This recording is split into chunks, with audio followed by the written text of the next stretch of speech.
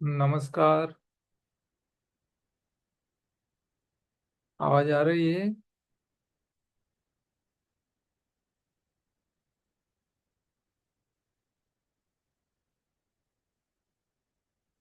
आ रही है सर। આવે આવે છે। पिछली बार हम कौन से स्लाइड पे थे?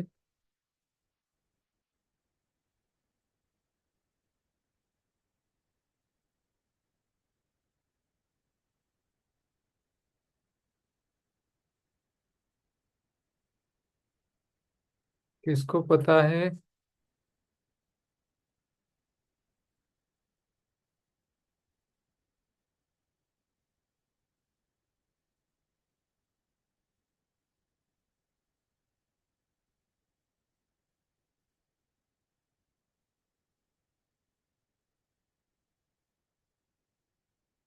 किसी को पता नहीं है?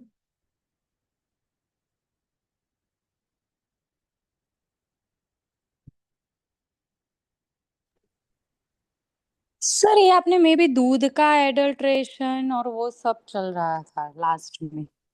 नहीं, अभी हम एक एक टॉपिक की एक एक स्लाइड पे हम बात कर रहे थे। पिछली बार हम कौन सी स्लाइड पे थे, किसी को पता नहीं है क्या?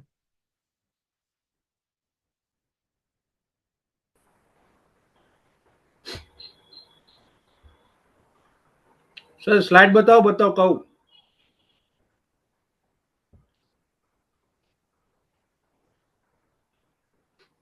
चबाने का तो हो गया था, फिर आगे ये आ, आंतों वाला हो गया था।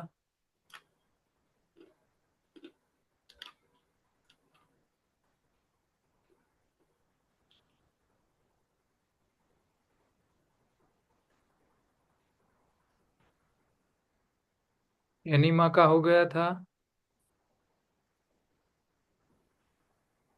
ये सब तो नहीं आया था सर। आंतों का तो हो गया था ना। હાથો કા હો ગયા था। आंतों का हो गया ના था। આ નહીં તું। હા नहीं સર આ सर ये પણ नहीं था। નથી થયું। એની ઉપર। तो हाँ, यहाँ कहाँ थे हम? હા બરાબર હા। અહીંથી હા અહીંથી। હા ये तेल હજી વાला हो સુધી गया હતી था। આ આ સ્લાઇડ થઈ તેલ ગઈ છે વાળાથી આ ચાલુ નથી થઈ કરવું। આ નથી થઈ સર। नमक और तेल दोनों का नहीं हुआ? नहीं सर ये सिंह की बात हुई थी। सिंह सिंह से चालू करने का था। अच्छा, सिंह से चालू करने का था। हाँ वो बात हो गई।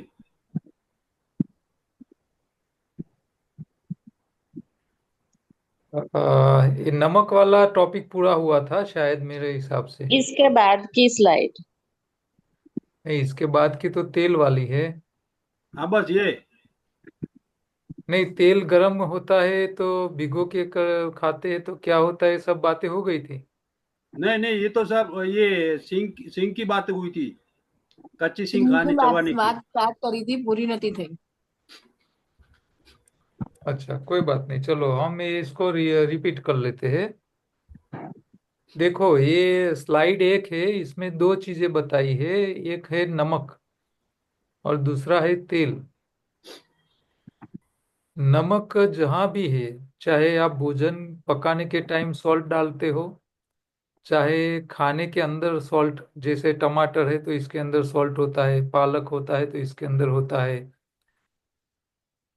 तो जो मिनरल्स, पानी आप पीते हो तो पानी के अंदर भी टीडीएस है। तो कोई भी क्षार, कोई भी टीडीएस, कोई भी सॉल्ट जब गर्म होता है तो वो एक्टिव हो जाता है। और एक्टिव होने के बाद वो कैल्सिफिकेशन में कन्वर्ट हो जाता है। तो कन्वर्ट कैल्सिफिकेशन में होने से हमारी खून की नलियां हार्ड हो जाती है। आपके लीवर के अंदर उसका जमा होने लगता है, किडनी में स्टोन होने लगते हैं, और पूरी जिंदगी हम खाते हैं तो हमारे आंखों में मोतियाबिंद के रूप में आ जाता है। हमारे हाथ पैर के जो एक्यूप्रेशर पॉइंट होते हैं, वो सब पॉइंट को भी वो इसके अंदर क्षार जम जाने से वो एक्यूप्रेशर पॉइंट भी वीक पड़ जाते हैं। तो नमक गर्म होने से सबसे ज्यादा लीवर बिगड़ता है। इसी तरह तेल, मूंगफली को आप सेक के खाते हो, रोस्ट करके खाते हो, तो acidity, BP, cholesterol, blockage, heart attack, ये सब बढ़ जाता है। लीवर के अंदर भी चर्बी जमा होने लगती है। वही सिंगदाना कच्चे पूरी रात पानी में भिगो के खाते हैं तो इसमें आपको एसिडिटी नहीं होती है, कोलेस्ट्रॉल नहीं बढ़ता है, खराब कोलेस्ट्रॉल नहीं बढ़ता है, ब्लॉकेज नहीं होते हैं, ब्लॉकेज धीरे धीरे कम हो जाते हैं। तो जहां जहां चर्बी है, वो चर्बी गर्म होने से वो हार्ड हो जाती है। तो इसके ऊपर मैंने शायद एक दो एग्जांपल ऑयल पेंट के और सब कुछ दिए थे क्या? ऑयल पेंट सूख जाता है, फिर वो पानी से पिघलता नहीं है, उसके अंदर थिनर डालना पड़ता है। नहीं सर, नहीं नहीं नहीं दिया था ऐसा नहीं दिया एग्जाम्पल। था? नहीं। अच्छा। तो हम घर में ऑयल पेंट करते हैं तो ऑयल पेंट जब फर्श पे यानी फ्लोर पे गिरता है और उसको उसी इमीडिएट साफ नहीं करते हैं तो वो सूख जाता है। तो सूख जाने के बाद जब आप उसकी सफाई करने जाते हो, कितना भी पानी डालो वो साफ नहीं होता है। उसको पिघालने के लिए हमें थिनर या तो टर्पेंटाइन जैसा लिक्विड डालना पड़ता है, तब जाके वो ऑयल पेंट गीला होता है और फिर वो पिघलता है। तो इसी तरह हमारे शरीर में जितनी भी फैट, चर्बी, ऑयल गर्म होके शरीर में जाता है, वो शरीर में जाने के बाद शरीर के हर ऑर्गन में उसकी खराब कोलेस्ट्रॉल जमा होने लगती है। और सबसे ज्यादा नुकसान होता है लीवर में। तो लीवर हमारा नमक और तेल दोनों का कचरा सबसे ज्यादा लीवर में स्टोरेज हो जाता है। तो लीवर जिसका बिगड़ता है उसके सारे अंग धीरे धीरे करके बिगड़ने लगते हैं। लीवर बैटरी का भी काम करता है, लीवर विटामिन्स का स्टोरेज करना का काम करता है, लीवर आपके शरीर को जो केमिकल्स चाहिए उसका सारा प्रोसेसिंग लीवर में होता है। तो इसकी वर्कमैनशिप जो है, लीवर की वर्किंग कंडीशन जो है, वो नमक और तेल के खराब कचरे जमा होने से वो बिगड़ने लगता है, उसकी कैपेसिटी डाउन होने लगती है। तो हमने आपको लीवर क्लिंजिंग के ऊपर एक पूरा सेशन लिया था। तो वो लीवर क्लिंजिंग करके आप ये नमक और तेल दोनों का जमा पड़ा हुआ कचरा शरीर का बाहर निकाल सकते हो। तो लीवर क्लिंजिंग करने से सारे व्यक्ति को फायदा होता है, पेशेंट हो तो भी फायदा होता है। जो लोग पेशेंट नहीं है, नॉर्मल व्यक्ति है, वो लोग भी लीवर क्लिंजिंग करके अपना बॉडी को आप हार्ट अटैक प्रूफ बना सकते हो, लीवर को ठीक कर सकते हो। तो लीवर बिगाड़ने के दो चीजें ही है, एक है नमक और दूसरा है तेल। तेल आगे की स्लाइड में है।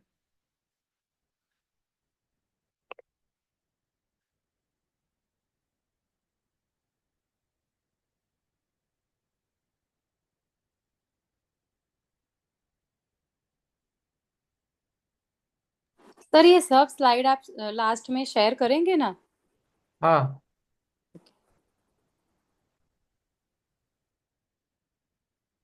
तेल जो है,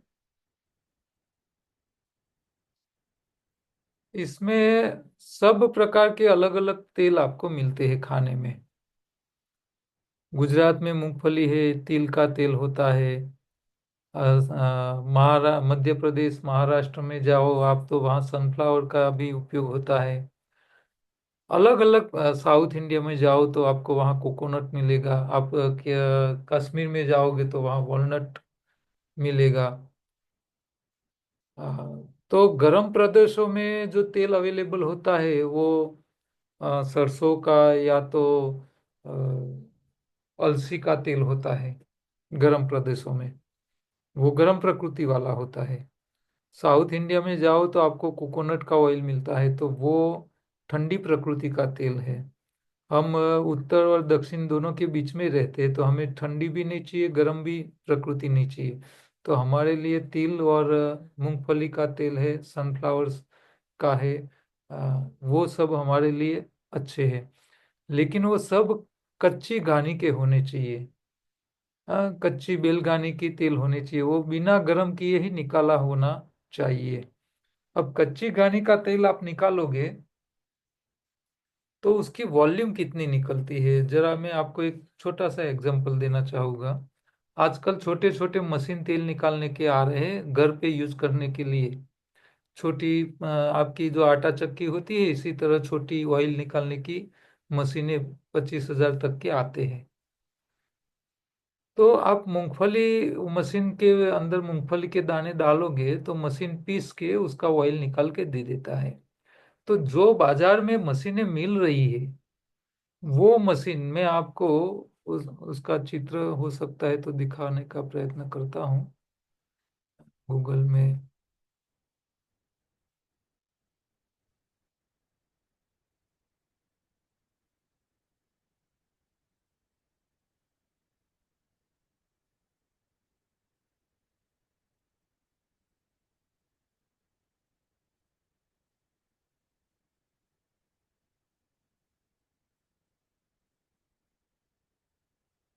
देखो यहाँ अलग अलग ये छोटी छोटी मशीनें आपको दिखाई दे रही है।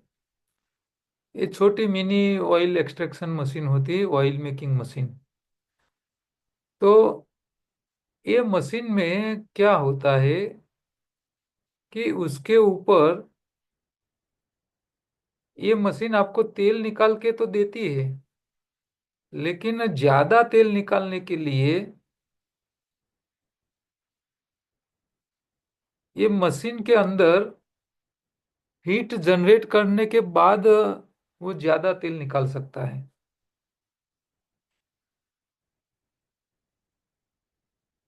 देखो मैं वो वीडियो भी आपको हो सकता है तो दिखाऊंगा।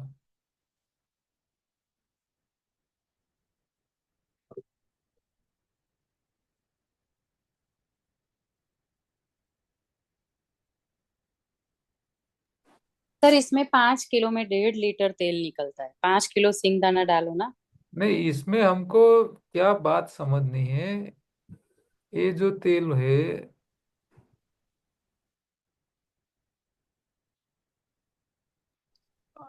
अब यहाँ देखो आप,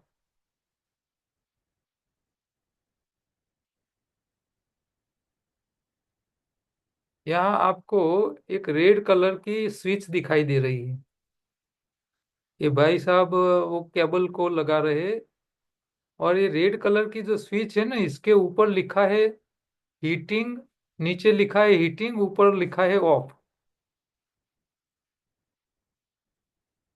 अब ये स्विच ऑन कर रहा है। हाँ, तो ये जो स्विच है उसका काम क्या है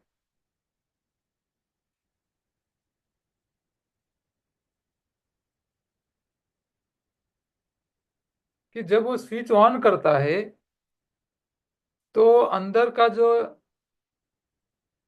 स्क्रू है, जो सिंगदाने को क्रश करके उसको प्रेस करके ऑयल निकाल रहा है, उसको गर्म करने का व्यवस्था होता है। गर्म होके फिर वो ऑयल निकालता है। तो ये मशीन के अंदर ये रेड कलर की स्विच होती है, वो आप ऑन करोगे तो जो सिंगदाने अंदर डाले जाते हैं वो जो स्क्रू के ऊपर से प्रेस होते हैं वो आगे घूमते जाते हैं, तो वो प्रेस होके गर्म होके फिर तेल नीचे गिरता है, कचरा आगे निकल जाता है। आप जब सींग को सेकते हो तो सेके हुए तेल खाने से नुकसान होता है, एसिडिटी, बीपी, कोलेस्ट्रॉल, ब्लॉकेज होता है। तो ये मशीन भी आपको तेल निकाल के देता है, गर्म करके ही निकालता है।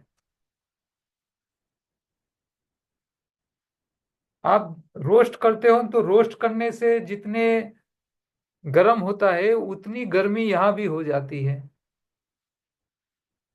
तो सेके हुए सिंगदाने का तेल और ये मशीन में निकाले हुए तेल में कोई फर्क नहीं रहता है। ये कच्ची घानी का तेल आप कह ही नहीं सकते। सर अच्छा, ये लोग इसमें मशीन में स्विच इसीलिए देते हैं कि आप 1 किलो सिंगदाना डालोगे तो 1 किलो में से कम 400, 450, 500 ग्राम तक तेल निकल जाएगा, 50% तक। और ये स्विच आप ऑफ ऑन नहीं करोगे, गरम, बिना गरम करके जब तेल निकालने जाओगे तो वो मशीन में से जो तेल निकलेगा 1 किलो में शायद 200 ग्राम निकल पाएगा। સર એક વાત કહું. जी। હા, મારી ડોટરે એને એન્જિનિયરિંગના મેકેનિકલ એન્જિનિયરિંગના ફાઇનલ યરમાં આવું મશીન બનાવ્યું હતું. हम्म। કોલ્ડ પ્રેસ મશીન બનાવ્યું હતું हम्म। પ્રોજેક્ટમાં. हम्म। તો એમાં અમે તેલ કાઢ્યું હતું ને તો 1 કિલોમાં 300 ગ્રામ તેલ નીકળ્યું હતું કોલ્ડ પ્રેસ. એમાં ગરમ ના થાય અને ગરમ થાય એના માટે વરમ નાખીને એવું બી બનાવ્યું હતું, પણ એમાં ગરમ થતું હતું એટલે પછી અમે રિજેક્ટ કર્યું અને ફરી બીજું બનાવ્યું હતું. हाँ ટેસ્ટ કરીને કરવાનું. એમાં 1 કિલોમાં 300 ગ્રામ નીકળ્યું. जी। ये सर वुड इसमें प्रेस क्या ऑयल होता भी है कि आपकी जो सिंगदाने की जो क्वालिटी होती है, क्योंकि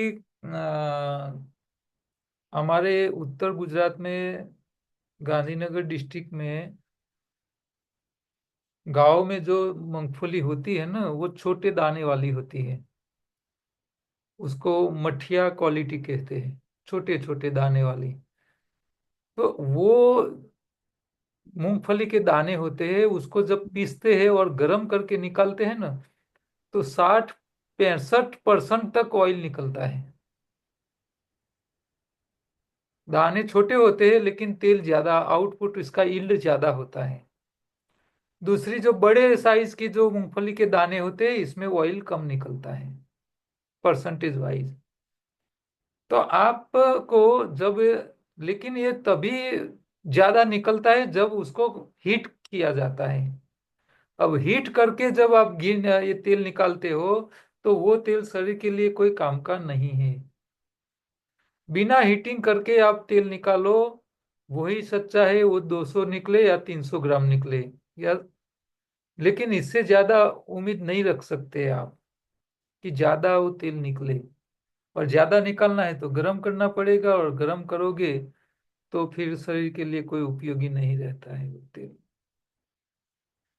तो तेल की जो क्वालिटी है इसमें भी आपको ये ध्यान रखना पड़ेगा। तो कच्ची घानी का तेल सबसे उत्तम है। फिल्टर इससे थोड़ा कम होता है, डबल फिल्टर इससे कम अच्छा होता है।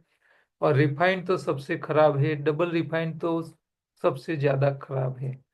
तो डबल रिफाइंड तेल कोई भी, आप चाहे कोकोनट का हो, चाहे सनफ्लावर का हो, चाहे मूंगफली का हो, किसी भी प्रकार का ऑयल हो, लेकिन वो ऑयल गरम किए बिना ही अच्छा है। तेल का तड़का नहीं लगाना चाहिए, तेल कच्चा ही खाना चाहिए। ऐसे देखे जाए तो हमारे शरीर की प्रकृति ऐसी है, हमारे शरीर को जो तेल जरूरी है वो कार्बोहाइड्रेट से भी शरीर बना लेता है। आप आलू खाइए, शरीर क्या करेगा, आलू का कार्बोहाइड्रेट से उसको पैंक्रियाज इंसुलिन पैदा करेगा, चर्बी बनाएगा, लीवर में भेज देगा, और वही चर्बी शरीर के लिए जहाँ जरूरी होगी वहां से उपयोग में आ जाती है। तो चर्बी खाने जरूरी नहीं है। शाकाहारी प्राणी के शरीर में भगवान ने व्यवस्था करके रखा है कि वो घास भी खाएगा तो भी उसमें से चर्बी बन जाती है, प्रोटीन बन जाता है। ये गाय भैंस जब दूध देते हैं तो इसके अंदर फैट होता है। तो गाय को क्या हम मूंगफली के दाने थोड़े खिलाते हैं तेल निकालने के लिए, ज्यादा ऑयल, ज्यादा फैट दूध में आए इसके लिए नहीं देते हैं हम। वो घास ही खाती है, फिर भी उसके दूध में चर्बी मिल जाती है, फैट मिल जाता है। ठीक है।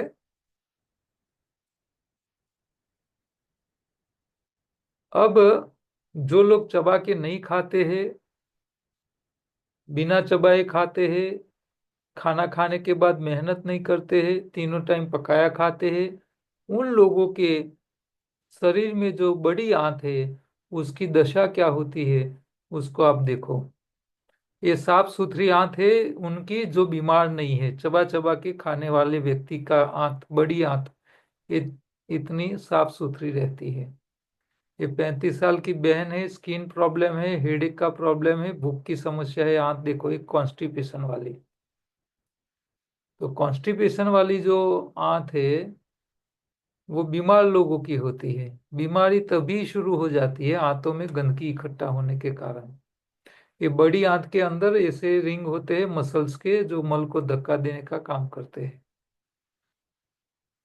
ये 49 साल के भाई है, obesity, diabetes, joint pain, nervousness, कीड़े पड़े हैं, पैरासाइट, गुजराती में करमिया कहते हैं। तो आंतों में ऐसे जिंदा कीड़े भी होते हैं कई लोगों के।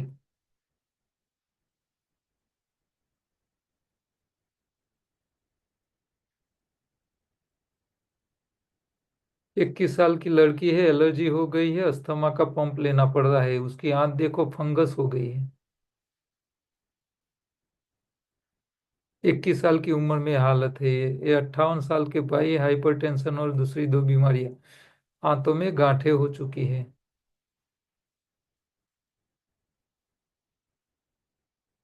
ये 45 साल की बहन है, ब्रेस्ट कैंसर हुआ है, आंत देखो आप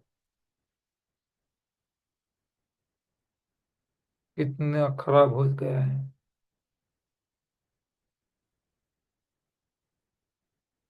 और ये 65 साल की बहन है, ब्रेस्ट कैंसर है, लास्ट स्टेज का पेशेंट है, आंत देखो पूरा सड़ गया है।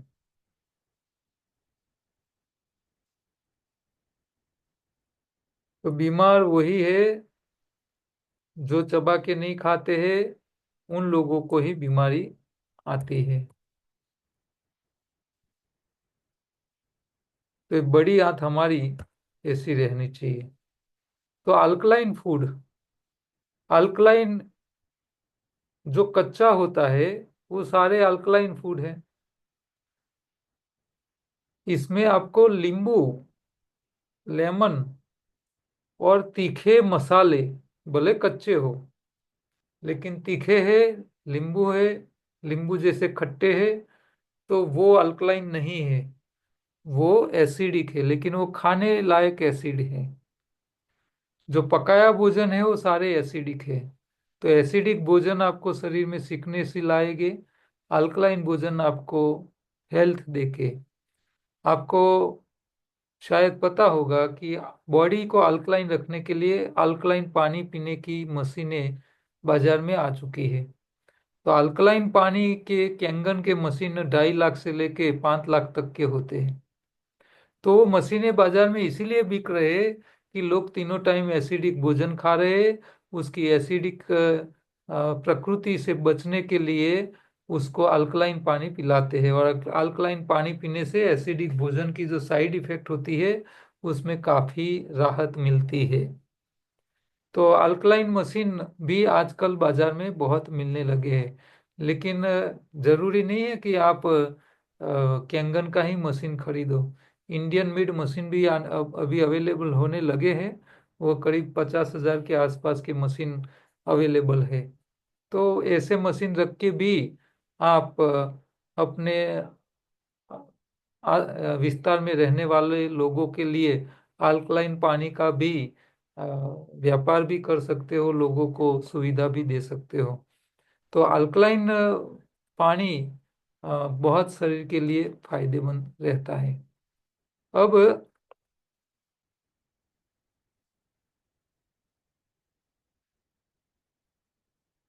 जो लोग बीमार है तो बीमारी से बचने के लिए क्या करें?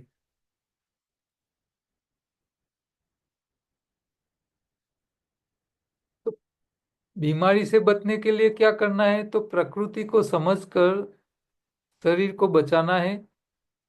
चबा के खाओ, चबा चबा के खाना है। शरीर के जो ऑर्गेन में गंदगी इकट्ठा हो चुकी है बिना चबाए खाने से, उसको दूर करना है। और जब आप पकाए खाते हो तो जो न्यूट्रिशन नहीं मिलता है, तो न्यूट्रिशन वाला भोजन हमको देना चाहिए। तो सफाई के लिए हम एनिमा का प्रयोग बताते हैं। एनीमा का डब्बा आता है, बैग वाला एनीमा भी आता है और डायरेक्ट नल में लगाने वाला एनीमा भी आता है। तो उनके वीडियो भी हमारे यूट्यूब चैनल पे पड़े हुए हैं, आप उसको भी देख के एनीमा कैसे लेना है।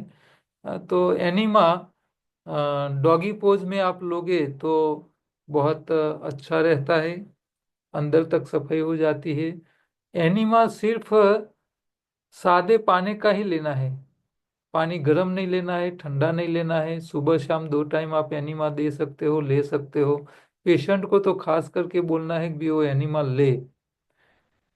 डॉगी पोज करके लेगा तो पानी ज्यादा अंदर जाएगा। डायरेक्ट नल वाला एनिमा भी ले सकते हो, लेकिन डायरेक्ट नल में ध्यान ही रखना चाहिए कि आपका नल मॉडरेट खुलना चाहिए। आपकी पानी की टंकी 5वीं या 8वीं मंजिल पे है और आप पूरा नल खोल दोगे तो पानी का इतना ज्यादा प्रेशर आंतों में जाएगा कि आपको आंतों में नुकसान हो सकता है। तो डायरेक्ट नल में आपको ध्यान रखना है। दूसरा, डायरेक्ट नल वहीं इस्तेमाल करना चाहिए जहां पानी साफ सुथरा आता हो, गंदा नहीं आता हो, ये ध्यान रहे। और प्रेशर का आपको ध्यान रखना पड़ेगा। तो एनीमा यानी बस्ती क्रिया षटकर्म में, योग शास्त्र में उसको बताया गया है। जो लोगों को आंतों में अल्सर हो, इन लोगों को एनीमा नहीं लेना चाहिए। उनको एनीमा लेना है तो फिर तेल का एनीमा लेना चाहिए, क्योंकि पानी के एनीमा लेने से आंतों में अल्सर है तो आमने सामने आते एक दूसरे के सामने टच हो गए तो वो चिपक जाते हैं अल्सर के कारण, और चिपक जाते हैं तो फिर ऑपरेशन करना पड़ता है। तो ऐसे लोगों को ध्यान रखना है, अल्सर वाले को एनीमा सादे पानी का नहीं लेना है, उसको लेना है तो ऑयल का लेना चाहिए। ऑयल से क्या होगा, अल्सर की जो स्किन है, अंदर की अल्सर जहाँ हुआ है, वो आपस में एक दूसरे के साथ टच भी हो गए तो ऑयल के कारण वो चिपक नहीं जाएगी आते। तो जिन लोगों को अल्सर है उन लोगों को एनीमा पानी की जगह तेल का लेना चाहिए। और उन लोगों को जो जूस पीना है उसमें हरी पत्तियों के रस के साथ देसी गाय का घी भी ले सकते हो या तेल डाल के भी जूस के साथ पी सकते हैं।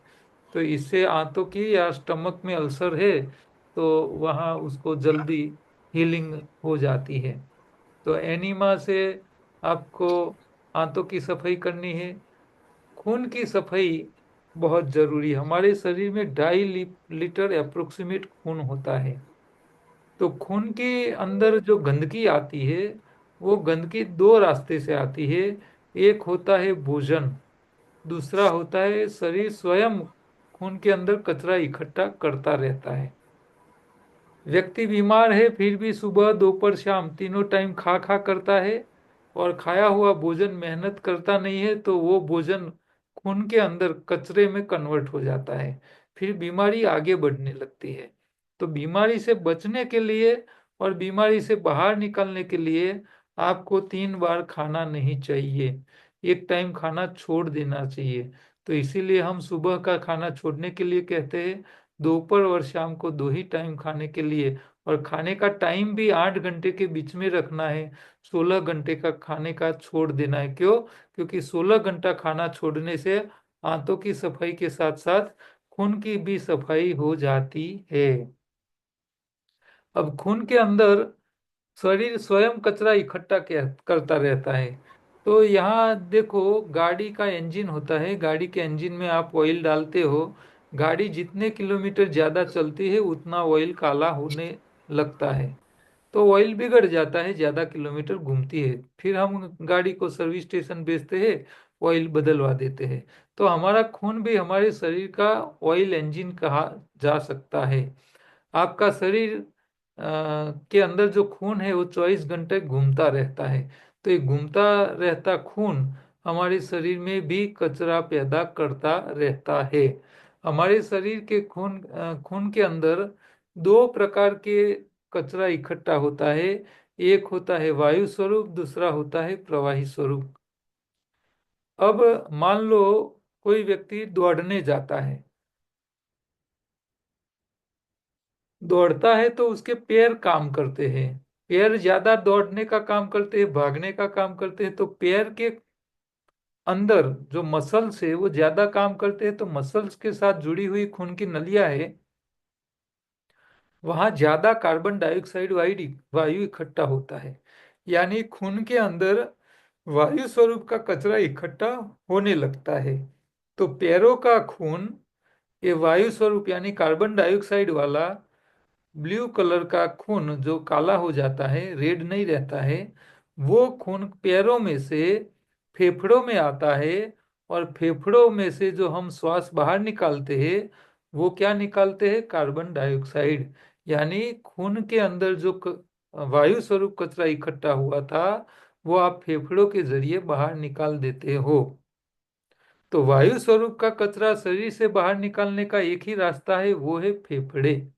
आप श्वास जो बाहर निकालते हो वो आपका खून का कचरा निकालते हो। तो फेफड़ों में जब खून आता है तो डार्क कलर का होता है। और फिर फेफड़ों से आगे जब निकलता है, वापिस खून निकलता है, तो रेड कलर का होके निकलता है। तो आपका कार्बन डाइऑक्साइड जो आया था फेफड़ों में वो श्वास के रूपीय बाहर निकल जाता है। तो आपके खून में से वायु स्वरूप कचरा बाहर निकालने की जो व्यवस्था है वो है फेफड़ों। प्रवाही स्वरूप का कचरा बाहर निकालने के दो रास्ते हैं, एक है यूरिन के जरिए, दूसरा है पसीने के जरिए। यूरिन बाहर निकालने का रास्ता, खून में से यूरिन निकालने के लिए भगवान ने दो किडनी दी हुई है, गुर्दे कहते हैं हिंदी में। ये दो किडनी भगवान ने जब दिए तो भगवान ने उसको बोल के भेजा था कि तुम्हारा मकान मालिक कितना भी खा खा करके खून में जितना भी कचरा इकट्ठा करे, तुमको तो अपने दो हाथों से हो सके इतना ही कचरा निकालने का। यानी किडनी जो है फिक्स पगारदार जैसी है। आप ज्यादा खुराक खाओगे तो किडनी ज्यादा खुराक का कचरा नहीं निकाल पाएगी, वो अपने दो हाथों से होगा इतना ही कचरा निकालेगी। अब मान लो आपने ज्यादा भोजन किया, मेहनत करके खर्च नहीं किया, तो गया था खून में खुराक, लेकिन बन जाता है कचरा। और वो कचरा खून का बाहर निकालने का दूसरा रास्ता बचता है पसीना। यूरिन के रास्ते जो कचरा नहीं निकलता है उसको आपको पसीने के रास्ते निकालना चाहिए। तो जो लोग दिन में 3 बार खाते हैं, 5 बार खाते हैं, और काली मजदूरी करने वाले लोगों के खून में कचरा, पसीना निकालने वालों के खून में कचरा ज्यादा इकट्ठा नहीं होता। इसीलिए ज्यादा मेहनत करने वाले लोग ज्यादातर बहुत बीमार नहीं पड़ते। अब समय बदल चुका है, लोग पैसे वाले हो रहे हैं, आमदनी बढ़ गई है, मशीन की व्यवस्था हो गई है, अब मेहनत कम हो गई है लोगों को। और खास करके शहर में रहने वाले लोगों को तो मेहनत बची ही नहीं है और पसीना निकालते ही नहीं। आज आजकल तो देखो, घर में एसी होता है, ऑफिस में एसी होता है, गाड़ी में एसी होता है, जहां जहां वहां आपको एसी का व्यवस्था मिल जाती है, पसीना निकलने का बंद हो चुका है। तो शहर में रहने वाले लोग, ज्यादा पैसे वाले लोग और नौकरी धंधा करने वाले लोगों को अब मेहनत इतनी नहीं रहती है, मजदूरी नहीं है, पसीना नहीं निकालते हैं, तो उन लोगों के खून में कचरा बढ़ न जाए और बीमारी आए नहीं, इसके लिए जगत के सारे प्रकार के डॉक्टर, चाहे एलोपैथी वाले हो, होम्योपैथी वाले हो, आयुर्वेद वाले हो, नेचुरोपैथी वाले हो, यूनानी वाले हो, योगा वाले हो, कोई भी प्रकार के ट्रीटमेंट देने वाले जितने भी सारवार पद्धति वाले लोग हैं, उन लोगों ने आपको बहुत बढ़िया भोजन का एडवाइस दिया हुआ है। वो एडवाइस क्या देते हैं? सुबह में राजा जैसा भोजन करो, दोपहर को व्यापारी जैसा भोजन करो, और रात को भिखारी की तरह खाली पेट सो जाओ। तो इन लोगों ने ये एडवाइस इसीलिए दिया है कि आप मजदूरी नहीं करते हो तो आपको 3 टाइम नहीं खाना चाहिए, एक टाइम खाने का छोड़ना चाहिए। सिंपल सी बात है। तो डॉक्टर्स भी कहते हैं बीमारी से बाहर निकलना है, बीमारी से बचना है तो एक टाइम खाना छोड़ देना चाहिए। जो लोग मजदूर है उन लोगों को 3 टाइम खाना चाहिए, 4 टाइम खाना चाहिए। मजदूर इसी को बोलते हैं कि 50 किलो सीमेंट की बोरी माथे पे रख के 5 मंजिले की बिल्डिंग में दिन में 25 बार ऊपर नीचे करे, ऐसे लोगों को मजदूर कहा जा सकता है। इतनी मजदूरी करने वाले को ही मजदूर कह सकते हो आप इतना शारीरिक श्रम नहीं करते हो तो आपको 3 टाइम खाने का कोई अधिकार नहीं है। आप खाओगे तो बीमार जरूर पड़ोगे। इसलिए भोजन 1 टाइम खाना छोड़ देना चाहिए, चाहे व्यक्ति बीमार हो, चाहे बीमार पड़ने की इच्छा ना हो। इन सब लोगों को 1 टाइम खाना, इसको इंटरमीडिएट फास्टिंग भी कहते हैं। अब आपको 2 टाइम खाना चाहिए, 1 टाइम खाना छोड़ना चाहिए। लेकिन डॉक्टरों ने आपको एडवाइस ऐसी दी है, रात को खाली पेट सो जाओ। अच्छा, आप रात को खाली पेट सोने जाओगे तो क्या नींद आएगी? नहीं आएगी। पेट में जब तक वजन नहीं पड़ता है तब तक नींद नहीं आती, ज्ञान चढ़ता नहीं है।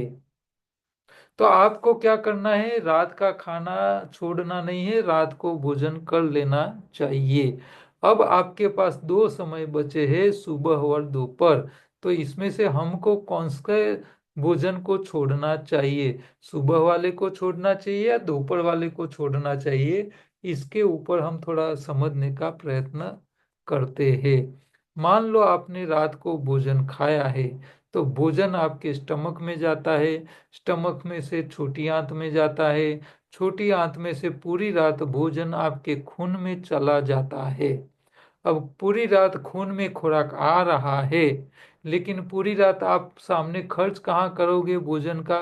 कहीं नहीं करते। हम आराम में सोए हुए होते हैं बेड के अंदर पूरी रात। अब रात को आप सोए हुए हो, आपके आंतों से आपके खून के अंदर नया खुराक आ रहा है, सामने खर्च नहीं हो रहा है। अब पूरी रात खुराक खून में आता ही रहेगा तो सुबह तक आपका खून गाढ़ा हो जाएगा कि नहीं हो जाएगा? क्या खून पतला रहेगा? ગાઢા हो जाएगा। હા, આખી રાત લોહીમાં ખોરાક આવતો જ જાય, સામે વપરાય નહીં તો પછી લોહી જાડું થઈ જાય કે ના થઈ જાય? लोही जाड़ू થઈ જાય, हैं? खून गाढ़ा हो जाएगा। तो भगवान को पता था मनुष्य हरामी लोग रात को दबा के खाएंगे और खा के सो जाएंगे। सो जाएंगे, पूरी रात खुराक खून में आएगा, खून गाढ़ा हो जाएगा, आधी रात को हार्ट अटैक आएगा, मर जाएगा।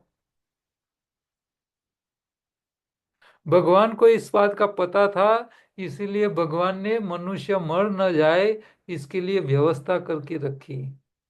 भगवान ने क्या व्यवस्था रखी कि पूरी रात आंतों में से जो खुराक खून में आता है वो खून में रहेगा तो खून गाढ़ा हो जाएगा।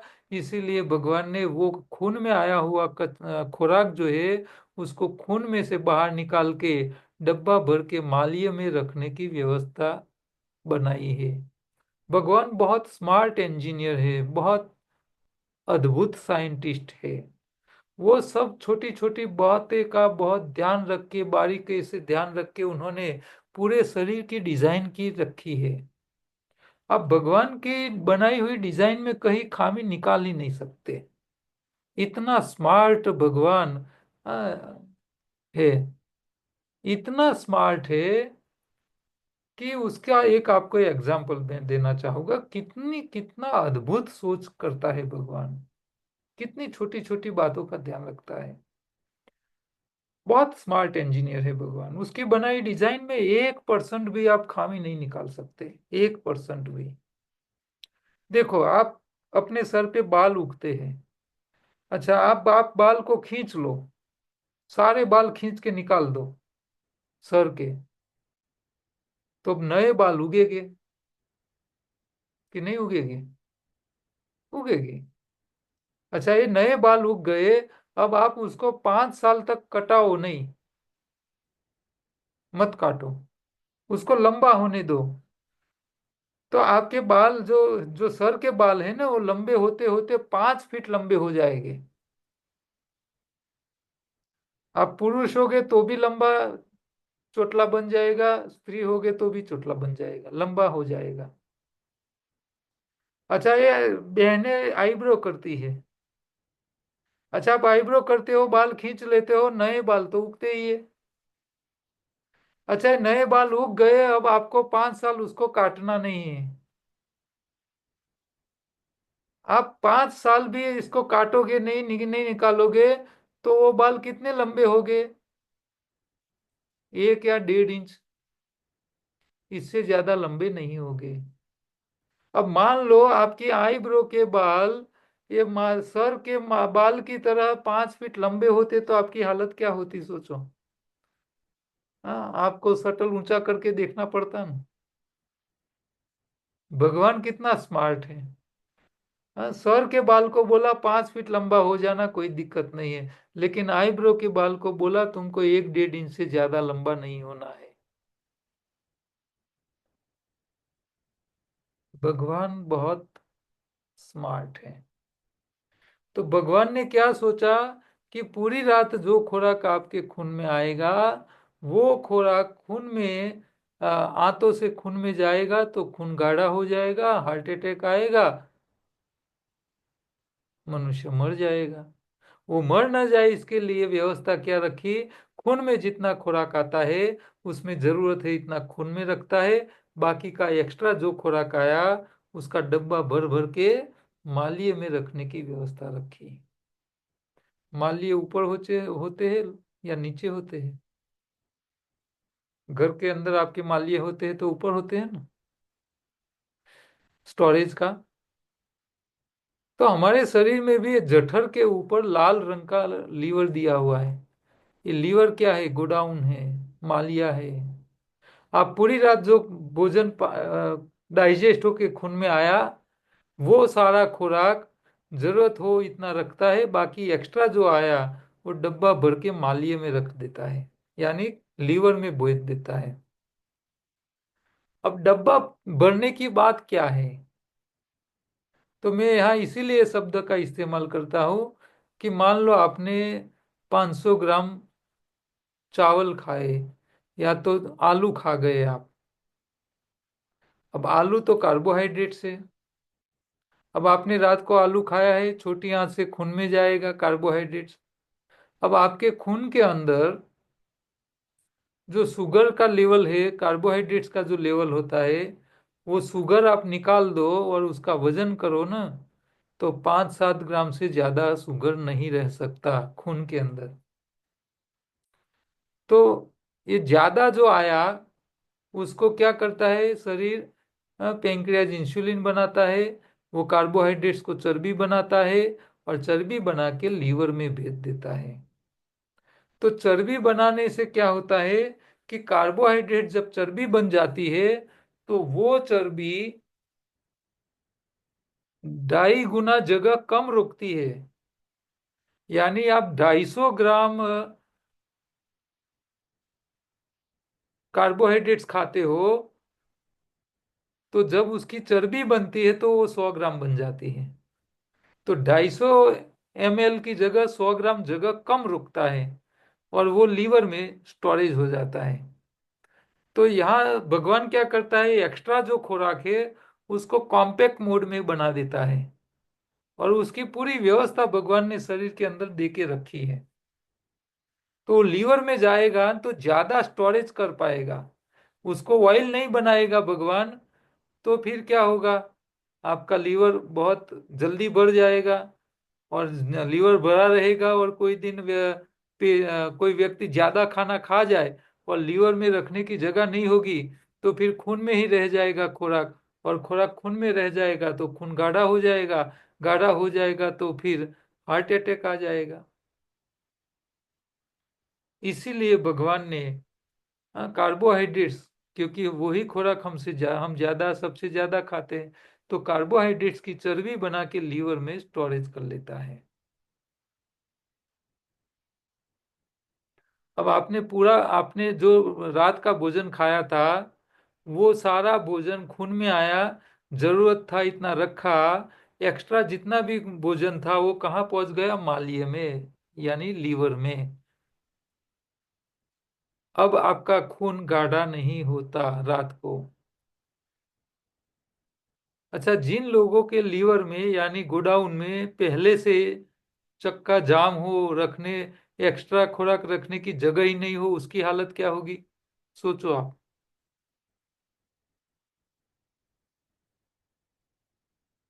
क्या होगा कि खून में आया हुआ खुराक लीवर में जा नहीं पाएगा और खून गाढ़ा हो जाएगा, बीपी बढ़ जाएगा, हार्ट अटैक आ जाएगा। तो ये हार्ट अटैक किन को आता है पता है? कि जिनके लीवर में खुराक को स्टोर करने की कैपेसिटी नहीं है, जगह नहीं है। आप चेक कर लेना, जिन लोगों को हार्ट अटैक आता है वो रात को 12 बजे से लेके सुबह 5 के बीच में सबसे ज्यादा हार्ट अटैक आते हैं। क्यों आते हैं? क्योंकि उनके लीवर में पहले से जगह नहीं है और रात को दबा के खाएगा और खून में से खुराक जो लीवर में भेजना है वो भेजने की जगह ही नहीं होती, फिर खून गाढ़ा हो जाता है और फिर उसको हार्ट अटैक आ जाता है। तो ये लीवर हमारे शरीर का अद्भुत ऑर्गन है। खून में जितना खुराक जाता है वो सारा खुराक कॉम्पैक्ट करके चर्बी बना के लीवर में भेज देता है शरीर। और आप हर रोज अगले दिन रात को खाना खाया है और सुबह में उठ पाते हो, तो इसका मतलब रात का खाना खाया है आपने, वो सारा लीवर में पहुंच जाता है, आपका खून गाढ़ा नहीं हो जाता, तब जाके उठ पाते हो आप।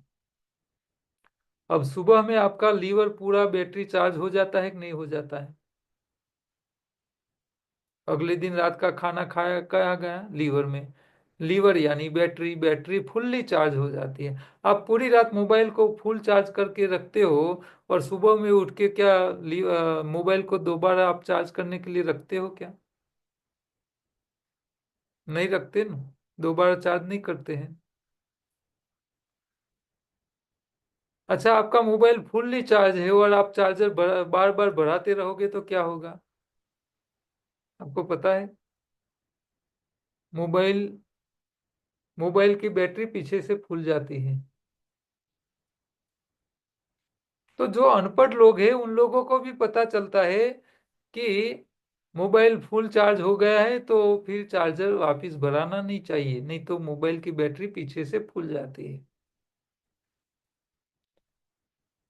इसी तरह जिन लोगों के पेट फूल गए हैं, बड़े हो गए हैं, उन लोगों का क्या हुआ? शरीर की बैटरी फूल गई है।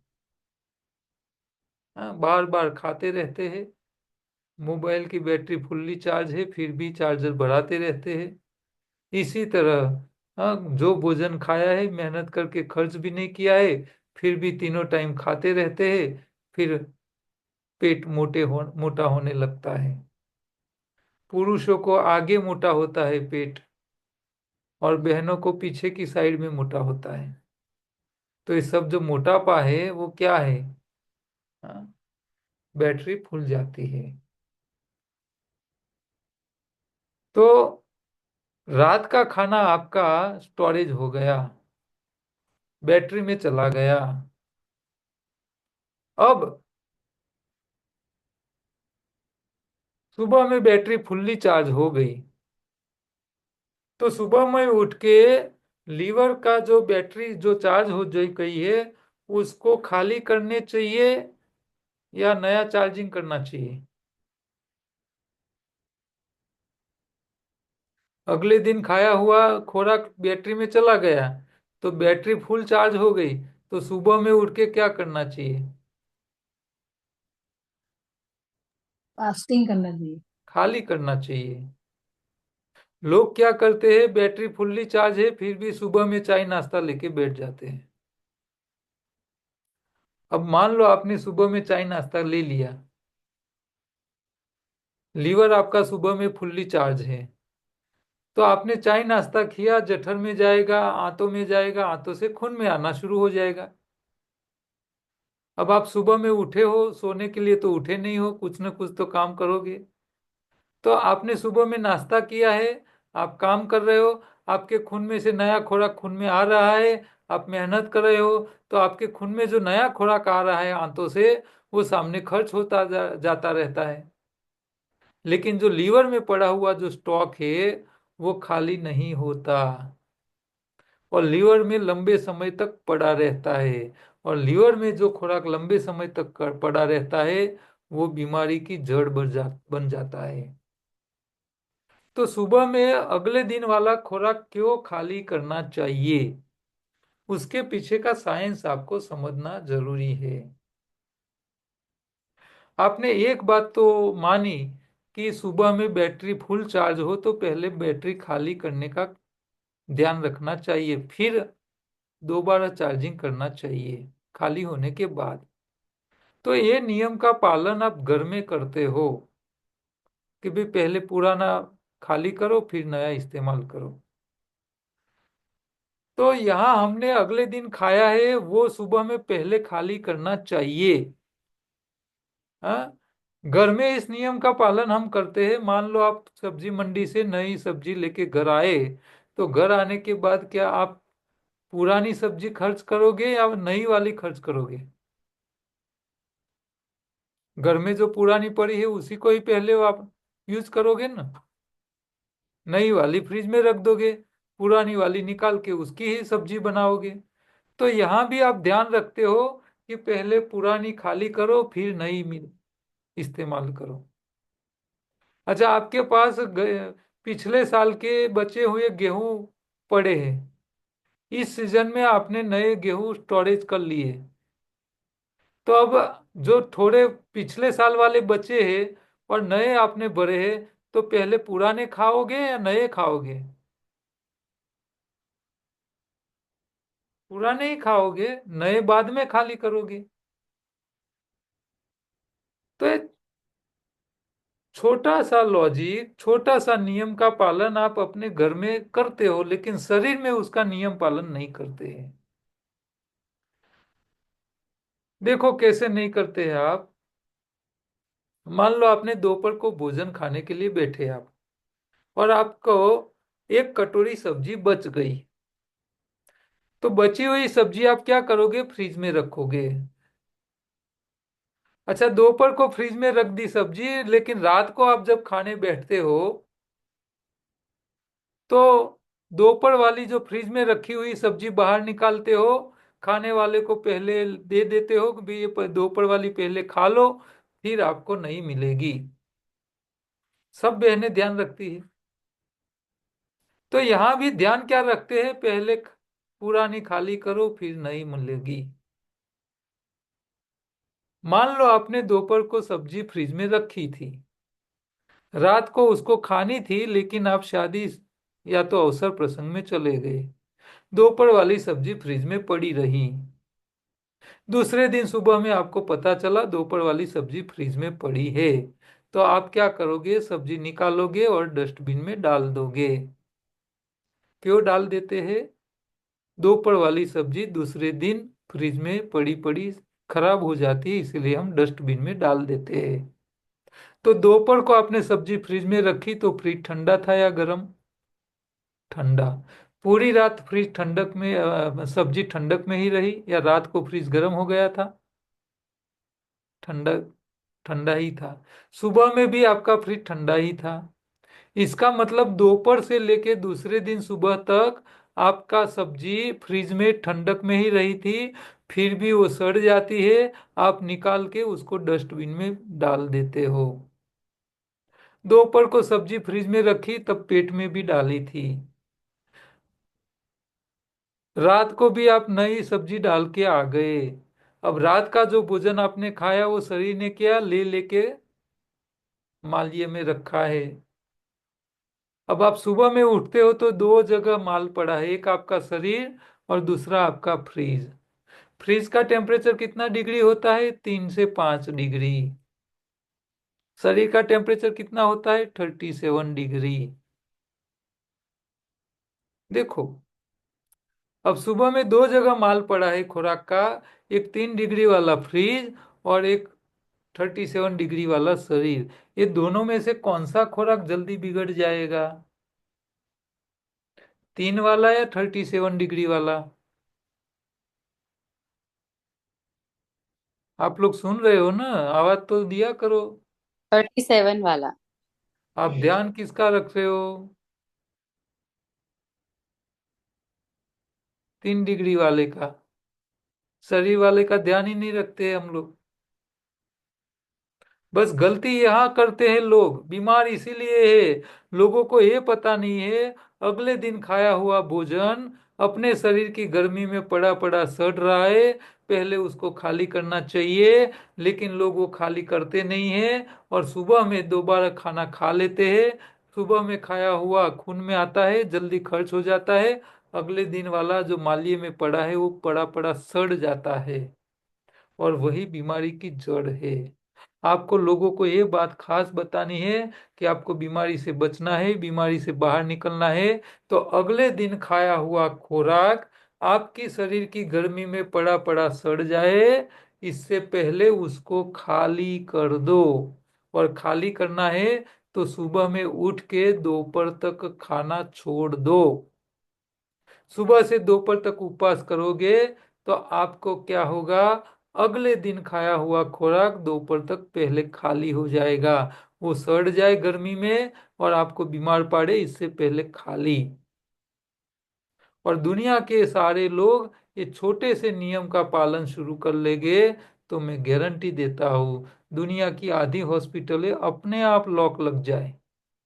कुछ करने की जरूरत नहीं है लोगों को, सिर्फ एक छोटी बात का ध्यान रखना है, अगले दिन खाया हुआ खुराक दूसरे दिन खाली न हो जाए तब तक भोजन नहीं करना चाहिए। लेकिन समस्या दूसरी आती है, सुबह में हमारी बैटरी फुल चार्ज होती है, फिर भी सुबह सुबह में पेट की बिल्लियां बोलने लग जाती है, सुबह में भूख लग जाती है। लगती है नहीं लगती है? हाँ। अब सुबह में लगती हमारी है बैटरी अक्सर लोगों को। सुबह में हमारी बैटरी फुल चार्ज हो तो आपको सुबह में भूख लगनी चाहिए? नहीं लगनी चाहिए। फिर भी भूख लग रही है, तो ये भूख कौन लगा रहा है? आपका शरीर लगा रहा है या आपका दिमाग लगा रहा है? दिमाग लगा रहा है ना सर, हमेशा ये ख्याल आता है ना, पेट साफ हो गया, खाली हो गया, भरो। हाँ, तो यही बात समझनी है। अच्छा, भूख कब लगनी चाहिए? शरीर का स्टॉक खाली होने के बाद या समय पे भूख लगनी चाहिए? स्टॉक खाली होने के बाद, पूरा जब खाली हो जाए, पूरी हाँ, आते वाते सफाई हो फिर जाए, भी उसके हमको बाद। टाइम पे भूख लग जाती है, तो ये टाइम वाली भूख है, उसको अंग्रेजी में बायोलॉजिकल क्लॉक। ऑटो, हाँ, ऑटो बायो क्लॉक कहते हैं।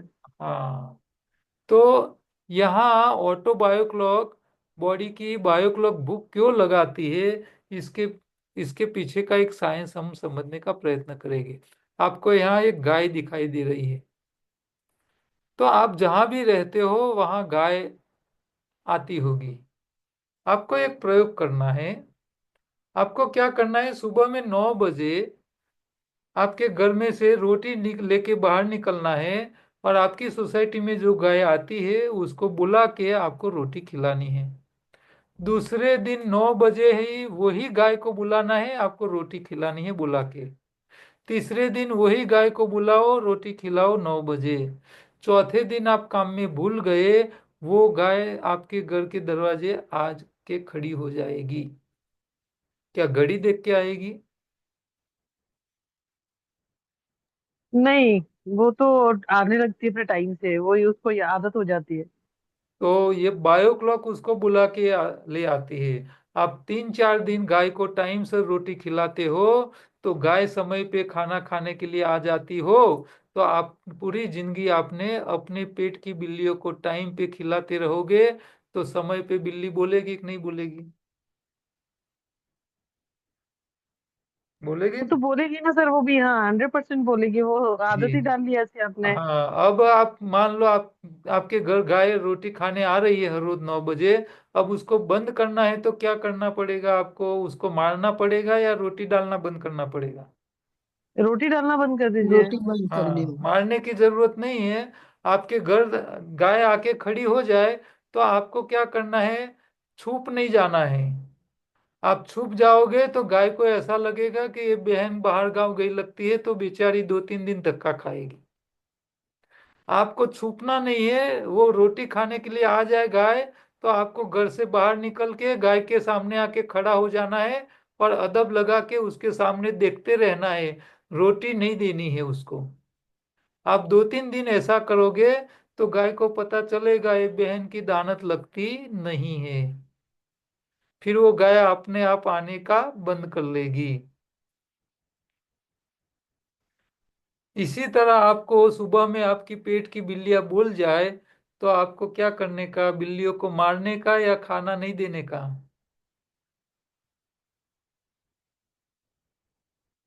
क्या करना चाहिए? खाना नहीं देने का। खाना खाना नहीं नहीं खाना देने नहीं का खाना नहीं देने है। का। खाना चाहिए। वो कई आपने वो लोगों, बताया था ना, पानी वाला उपचार। हाँ, कई लोगों की बिल्ली ऊंचे आवाज वाली होती है। हाँ, ज्यादा आवाज करे ना तो भी खाना तो नहीं देना है। हाँ, ज्यादा आवाज करे बिल्ली, मियाऊ मियाऊ करे, तो भी क्या करना है, खाना नहीं देना है। आपको क्या करना है, 1 गिलास पानी ले लेना है मटके का और उसको पिला देना है। हाँ, 2-3 दिन आप सुबह में पेट की बिल्ली बोले ना तो पानी पिलाते रहो। 2-3 दिन आप पानी पिलाओगे ना तो बिल्ली भी सोचने लगेगी, हाँ, बूम पाड़ के थक गए, पानी के अलावा कुछ नहीं मिल रहा है। फिर धीरे धीरे पेट की बिल्ली बोलना बंद हो जाएगी। ये सर 12 o'clock तो की भूख को बंद करने का आसान तरीका यही है, जब भी भूख लग जाए आपको पानी पी लेने का। सर जिसको इम्यूनिटी बढ़ानी है उसको भी ऐसे सुबह तो हाँ, उपवास ही करवाना है ना? हाँ। इम्युनिटी વધારવા માટે ઉપવાસ કરવાનો। आपको बीमारी से बचना हो या बीमारी को निकालना हो, सुबह से दोपहर तक का उपवास कंपलसरी करवाना है, क्योंकि रात का खाना कोई छोड़ नहीं सकेगा। रात का खाना छोड़ के सब जब सोने जाएगा तो उनको नींद ही नहीं आएगी। पेट में वजन नहीं पड़ता तब तक ज्ञान नहीं चढ़ता है, तो नींद नहीं आती है, रात को तो खाना ही पड़ेगा। और ये डॉक्टर्स लोग, मुझे पता नहीं चलता है वो लोग सुबह में राजा जैसा क्यों खाने के लिए कहते हैं, रात को खाली पेट क्यों सोने के लिए कहते हैं, मुझे तो लॉजिक ही समझ में नहीं आ रहा है। हमारी सर वो गुजरात में एक कहावत है, छोटी सी एक गुजराती में कहावत है, गुजराती में कहावत है, मारी ने भागी जाऊं અને खाई ने ઊંઘી जाऊं। ये कहावत क्यों है? मार के भाग जाओ और खा के सो जाओ। तो खाना खाने के बाद सोना ही चाहिए, वॉकिंग नहीं करना चाहिए, काम नहीं करना चाहिए खाना खाने के बाद। लेकिन ये लोग कहते हैं सुबह में राजा जैसा खाओ और काम करने जाओ। ये कैसा लॉजिक है, मुझे तो पता नहीं चलता। अच्छा, रात को सोने का है तो बोल रहे खाली पेट सो जाओ।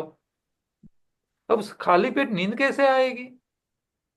अच्छा, सुबह में आप भरपेट खाना खा के जाओगे काम करने के लिए, तो आपके शरीर को भोजन भी पचाना है और शरीर के पास श्रम भी कराना है, तो क्या दोनों काम अच्छा कर पाएगा? तो फिर नींद आती है, ज्यादा खा लो ना हाँ, सुबह। ज्यादा खा के जाओगे तो नींद आएगी, काम भी ठीक नहीं होगा।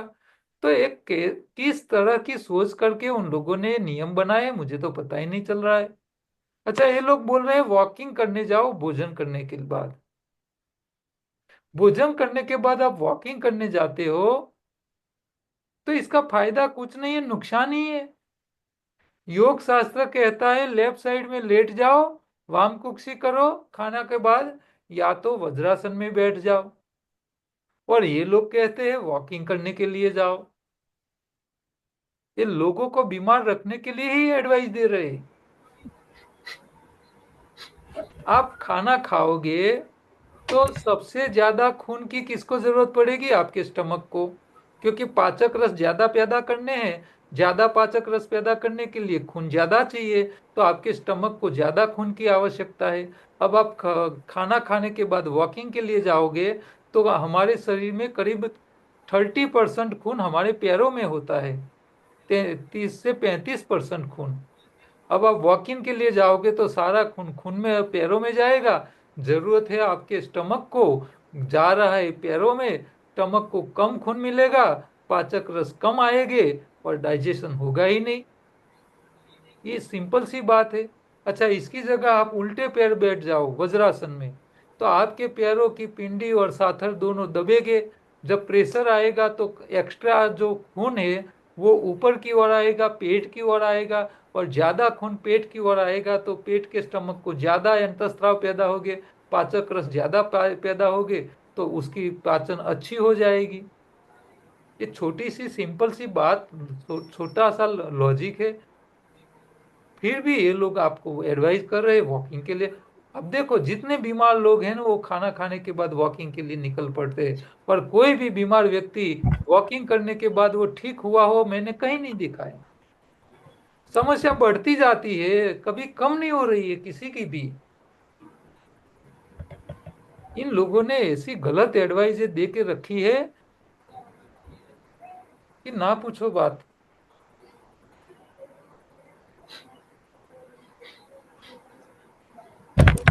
तो सुबह में हमको अगले दिन का खाना खाली करना चाहिए। अच्छा, ये बायो क्लॉक जो होती है वो सिर्फ भूख लगाती है ऐसा नहीं है। बायो क्लॉक आपको समय पे नींद बुलाती है, समय पे उठाती है, समय पे भोजन याद कराती है, समय पे चाय याद कराती है। हाँ, ये शराबी लोग होते हैं, उन लोगों को शराब पीने के लिए क्या घड़ी देखनी पड़ती है? और ऐसे देखने जाओ तो घड़ी होती ही नहीं, पीने में बिक गई होती है, फिर भी उनको पता चलता है पीने का टाइम हो गया। घड़ी नहीं है फिर भी पता चल जाता है पीने का टाइम। तो ये कौन याद दिलाता है? उसको याद दिलाता है बायो क्लॉक। तो ये शरीर की मन की घड़ी जो है, जैविक घड़ी कहो, बायो क्लॉक करो, मन की घड़ी कहो, शरीर की घड़ी कहो, हाँ, जो भी आप कहना है वो कह सकते हो। तो आपकी बायो क्लॉक आपको सारे दूसरे काम याद कराए कोई दिक्कत नहीं, लेकिन समय पे भूख लगाए वो तो सबसे गलत है। क्योंकि समय पे भूख लग जाती है और शरीर को जरूरत नहीं होती है, और शरीर की भूख मान के व्यक्ति खाता रहता है और ओवर ईटिंग करके फिर अपने आप को बीमार ही रखता है। और उसकी बायो क्लॉक समय पे बचती रहे, भूख लगाती रहे, इसीलिए सब प्रकार के डॉक्टरों ने एक दूसरी गलत एडवाइस दी रखी है, समय पे खाया करो, समय पे खाया करो। ये बहुत गलत एडवाइस है। दुनिया का कोई प्राणी टाइम देख के नहीं खाते, वो तभी भोजन ढूंढने निकलते हैं जब उसके शरीर का भोजन का स्टॉक खाली हो जाता है। इससे पहले वो कभी भोजन को ढूंढने नहीं निकलते। एक मनुष्य ही को ही ऐसा सिखाया जाता है, समय पे खाया करो, समय पे खाते रहो, आपकी बायो क्लॉक आपको समय पे भूख लगाती रहे, और आप समय पे खाते रह तो बिन जरूरी खाते रहो और बीमार ही रहो। ये बहुत बड़ा स्कैम है मेरे हिसाब से। तो आप सुबह से दोपहर तक का उपवास करते हो तो इसके फायदे कितने हैं एक टाइम उपवास करने के? देखो, क्योंकि बिना प्रॉफिट कोई काम नहीं करेगा, लाभ मिलेगा तभी कोई व्यक्ति उसके ऊपर अमल करता है। और गुजराती में कहावत है, लालो लाभ वगर लोटे नहीं। ये कहावत इसीलिए है कि भाई फायदा मिलता हो तभी वो जमीन पे भी लेट जाएगा। तो यहाँ आपको किसी भी व्यक्ति को वो एक टाइम का उपवास करने के लिए राजी हो जाए, इसके लिए आपको उसके फायदे दिखाने पड़ेंगे, तब जाके वो उपवास करने के लिए तैयार होगा। तो सबसे पहला फायदा क्या होगा? सुबह से वो कुछ खाएगा नहीं, सुबह में उठ के वो सोएगा तो नहीं, वो काम करेगा, नया खाया नहीं होगा, तो अगले दिन खाया हुआ खुराक सुबह से दोपहर तक वो पहले खाली हो जाएगा। इसका मतलब अगले दिन का खुराक जो उनकी शरीर की गर्मी में पड़ा पड़ा सड़ रहा है, वो सड़ जाए, उसको बीमार पाड़े, इससे पहले वो खाली हो जाएगा। और इसका फायदा क्या होगा? बीमारी आगे बढ़ने से रुक जाएगी और रिवर्स होनी शुरू हो जाएगी। पहले दिन से ही स्टार्ट फायदा। एक टाइम का उपवास पहले दिन से ही फायदा शुरू कर लेता है। दुनिया की कोई ऐसी थेरापी नहीं है जो आपको पहले दिन से लाभ दिखाने शुरू कर लेती हो बीमारी में। कोई थेरापी नहीं है, सिर्फ यही थेरापी है जो आपको लाभ दिखाना शुरू कर लेता है। अच्छा, दूसरा फायदा क्या होगा? दोपहर तक आपको सच्ची जोरों की भूख लग जाएगी। सच्ची भूख लग जाएगी। आयुर्वेद कहता है सच्ची भूख का भोजन अमृत समान होता है। और सर आप पर सब जो लोगों लोग को पता है कि सच्चा भूख लगता है तो पत्थर भी पच जाते हैं। सर पर जो लोग सुबह रनिंग करता हो और उसको फिर भूख लगे तो क्या सजेस्ट कर सकते हो उसको खाने के लिए? सपोज वो जो लोग पहले अगले दिन का खाली कर लेते हैं और फिर भूख लगती है तो उसको खाने में कोई मना नहीं है। लेकिन जो लोग सुबह में कुछ नहीं करते हैं, बैठे रहते हैं, उन लोगों को तो खाली न हो जाए तब तक दोपहर तक उपवास करना चाहिए। सर पर पहला खाना उसको क्या सजेस्ट करना चाहिए? सपोज वो कोई बात की बात है ना, पहले तो उसको पहले भूखा रखने का फायदा क्या है वो तो दिखाना पड़ेगा। अच्छा। तब जाके फिर क्या खाना है वो बाद की बात है। सर पहले मेरे हस्बैंड हमको कोई है, वो टेनिस खेल के आते हैं ना, फिर बहुत भूख लगती है, तो उस टाइम पे मैं क्या सजेस्ट कर सकती मैं हूँ? ये आगे आएगा। ओके। पहले टॉपिक के ऊपर आप थोड़ा समझने का प्रयत्न करो। टॉपिक को खत्म करो फिर आप सवाल कीजिए। ठीक है? तो सच्ची भूख लग जाएगी दोपहर को। अच्छा, सच्ची भूख लगने का सबसे उत्तम फायदा क्या है पता है? नखरे चले जाते हैं। आप जो भी खाना दोगे ना वो सारा खा जाएगा। भूखा व्यक्ति सब कुछ कच्चा पक्का, बिना नमक वाला, ज्यादा नमक वाला, जो सब्जी नहीं भाती हो वो भी खा जाएगा। नखरे चले जाते हैं। तो दुनिया भर के जितनी बहनें हैं उन लोगों को ये बात समझानी है आप लोगों को। नखरे को पहचाने। हाँ, देखो हालत क्या है समाज की। ज्यादातर पुरुष नौकरी धंधे के लिए पूरे दिन बाहर ही रहते हैं। बहनें घर संभालती है। अच्छा, जो भाई पूरे दिन बाहर है नौकरी धंधे के लिए, मान लो कोई मित्र मिल गया, कोई दिन धंधे में अच्छा पैसा कमाने को मिल गया, खुश हो गए, तो वो क्या करते हैं? नाश्ता बास्ता करके घर आते हैं शाम को। अच्छा, घर आते हैं, नाश्ता करके आए हैं, लेकिन घर आके वो अपनी घरवाली को तो क्या बोलेंगे? आज मुझे भूख नहीं है।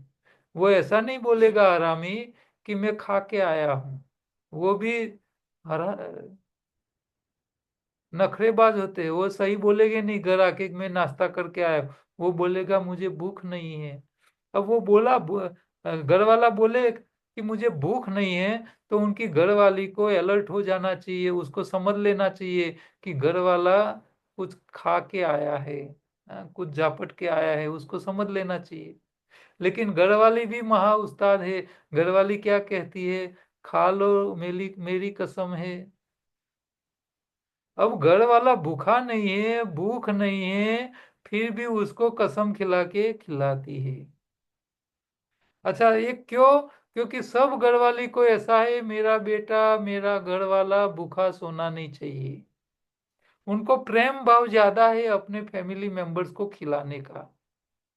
अच्छा, कोई दिन उन्होंने टीवी में अच्छी रेसिपी देख ली हो, अच्छा नई आइटम बनाई हो घर पे, और खाना खाने के बाद आइटम बच गई, तो वो घर वाली कहती है कुत्ते को, बिल और गाय को खिला दो, इससे अच्छा है तुम खा लो। अब खाते बच गया है तो भी घर वाले को खिलाती है।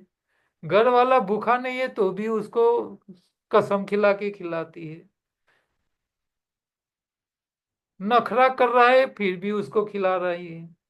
इसके कारण समाज में हालत क्या हुई है देखो। सारे बुढ़े मर गई, बुढ़िया ही जिंदा है। हाँ, બધા ડોહા પતી ગયા, ડોશીઓ જીવ, ડોશીઓ ભેગી થઈને મંદિરમાં ભજન કરતી હોય, ડોશીને ખબર જ ના હોય મેં મારા ડોહાને મારી નાખ્યો। क्यों? क्योंकि बहनों की एक गलत आदत है। हाँ, घर वाला बोले मुझे भूख नहीं है तो जबरदस्ती खिलाती है, खाना बच गया तो भी खिला देती है, नखरा करता है तो भी खिलाती है। ये खिलाने का जो भाव है, भाव प्रेम का है, लेकिन उसकी साइड इफेक्ट क्या हुई? समाज में आप देखो, सारी बुढ़िया जिंदा है, बुढ़े बुढ़े सारे मर गए। आपको हर घर की बहनों को ये बात बतानी पड़ेगी कि घर वाला हो या बच्चा हो, वो नखरा करता है तो आपको समझ लेना है उसको भूख नहीं है, तो जबरदस्ती मत खिलाओ। अब रात को घर पे आया घर वाला, बोले मुझे भूख नहीं है, आपने थाली पीरस के रखी है, तो क्या करना है? आपको थाली खींच लेनी है वापिस, और उसको फ्रिज में भी नहीं रखनी है। क्यों? क्योंकि आधी रात को घर वाले की दानत बिगड़ जाए और खा ले। इससे अच्छा है कि गाय को खिला दो, कुत्ते को खिला दो, घर में रखो ही मत। एक दिन नहीं खाएगा तो क्या मर जाएगा? हाँ? खिलाना ही नहीं चाहिए। एक दिन भूखा रखो, भूखा रहेगा तो पेट साफ हो जाएगा, शरीर साफ हो जाएगा। खिलाते रहोगे तो क्या होगा? ये सारी समस्या जितनी हॉस्पिटलें चल रही है ना, ये सब बिन जरूरी खिला खिला करके ही चल रही है। ओवर ईटिंग, हाँ, समय की भूख, टाइम हो गया, भूख लग गई, खा लिया, शरीर को जरूरत ही नहीं है, ज्यादा खिला दिया, बच गया तो खिला दिया। अच्छा, चबा के खिलाने की आदत ही नहीं डाली है। हाँ, बहनों को पता ही नहीं है, घर वाले को धीरे धीरे चबा के खिलाना चाहिए। अपना काम जल्दी निपटाने के लिए फटाफट खा लो, फटाफट खा लो। बच्चा बेचारा स्कूल में सीख के आता है, मैडम बोल के भेजती है बेटा चबा चबा के खाने का। बच्चा चबा चबा के खा रहा है, मम्मी मार मार के जल्दी कर रही है, फटाफट खा लो, बर्तन मांजने हैं, तुमको ट्यूशन जाना है, लिसन करना है।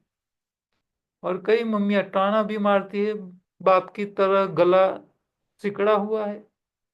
हाँ, बापा इन जेम घुघरो हाँकड़ो છે આવું के धीरे धीरे बच्चा खाता होता है। तो बहनों की जो आदत है ना, वो बहुत विचित्र और बहुत खराब है। उनको उनको ऐसा है, मेरा बेटा, मेरा घर वाला भूखा नहीं रहना चाहिए। आप ज्यादा प्रेम दिखाते हो, घर वाले को जल्दी मार देते हो। ये बहुत विकट स्थिति है। तो दो फायदे हो गए दोपहर तक के उपवास के। अच्छा, तीसरा फायदा, सुबह से आपने कुछ खाया नहीं, आपकी आंतों से नया खुराक खून में आया नहीं, आपकी किडनी सुबह से दोपहर तक बैठी रहेगी या काम करेगी? उसका काम चालू है। क्या? लोही को साफ करना, खून को साफ करना। नया खुराक खून में आया नहीं, पुराना कचरा निकल गया, यानी दोपहर तक आपका खून साफ। जिसका खून साफ उसके सारे रोग माफ। जा, जिसका खून साफ उसके सारे रोग माफ। खून की सफाई हर रोज हो जानी चाहिए। लोगों को यह बात पता नहीं है, हमारे शरीर में 5 लीटर खून बहता है, घूम रहा है, वो खून हर रोज साफ हो जाना चाहिए। लोग कहते हैं कि साहब खून साफ नहीं करेंगे तो क्या होगा? क्या हो जाएगा खून साफ नहीं रखोगे तो? अच्छा, मान लो आप जो सोसाइटी में रहते हो वहां सफाई करवानी छोड़ दो, आप कचरे के ढेर लगाने लगो। आप आपकी सोसाइटी की सफाई नहीं कराओगे तो ऊपर वाला देख रहा है कि ये लोग साफ नहीं कर रहे, तो वो सफाई करने के लिए भगवान सुअर को भेज देगा। गुजराती में कहते हैं भूंड। अरे भूंड ने बोलावा માટે આપણે બોલાવવા પડે એની મેરે આવી જાય। જ્યાં કચરાના ઢગલા ભારે ત્યાં ભૂંડાઈ જાય। मान लो आप इसी तरह आपके खून में ज्यादा कचरा इकट्ठा करते रहते हो, सफाई नहीं कर रहे हो, तो भगवान देख रहा है कि भाई ये खून की सफाई नहीं कर रहा है। तो आपके शरीर के खून का कचरा साफ करने के लिए भगवान बड़े बूंद तो भेज नहीं सकता, बड़े सुअर को तो भेज नहीं सकता, लेकिन छोटे छोटे सुअर जो आपको नरी आंख से नहीं दिखाई दे रहे, जिसको बोलते हैं वायरस, तो ये वायरस को भगवान भेजता है। कोई सर्दी जुकाम वाला छींक खा रहा है, तो वो सर्दी का जुकाम का वायरस आपके श्वास से फेफड़ों में जाता है, खून में जाता है, और खून में कचरा मिलता है तो वो कचरा खा खा करके उसकी संख्या बढ़ाता है।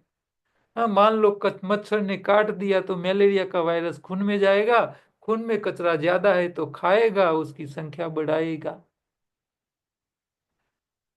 तो खून में जब कचरा बढ़ जाता है तो ऐसे वायरस जन्य बीमारियां शुरू हो जाती है। अच्छा, ये मच्छर सिर्फ मनुष्य को काटते हैं क्या? सब प्राणी को काटते हैं, किसी को बुखार नहीं आता है, मनुष्य को क्यों आता है?